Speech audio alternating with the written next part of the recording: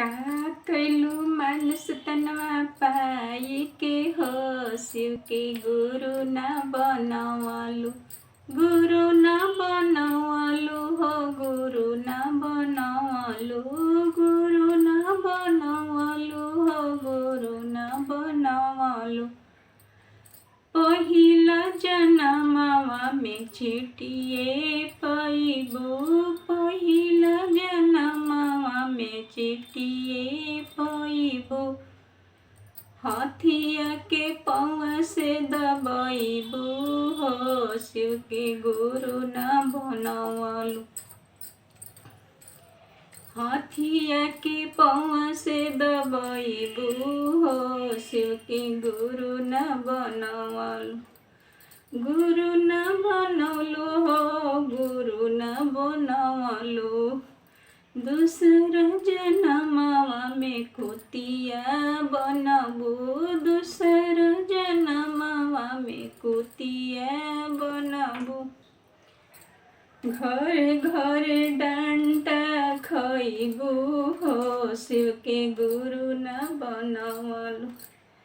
गुरु न बनवलु हो, गुरु न बनवलु।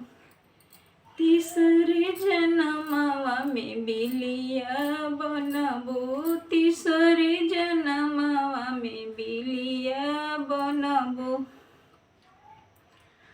घरे घरे जुठावा बटोरबू हो, शिव के गुरु न बनवलु। गुरु न बनवलु हो, गुरु न बनवलु।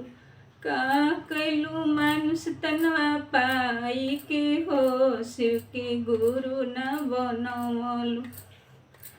चौथे जनमवा में बन रे बनबू, बन रे बनबू हो, बन रे बनबू।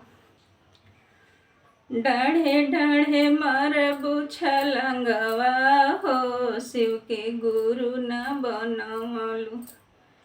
डाढ़े डाढ़े मरबू छलंगवा हो, शिव के गुरु न बनवलु।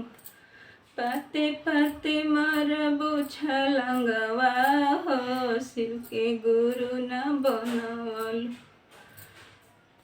पहिला में दया मांगी, दूसरा में चर्चा, तीसरा में नमः शिवाय के करी पड़ा।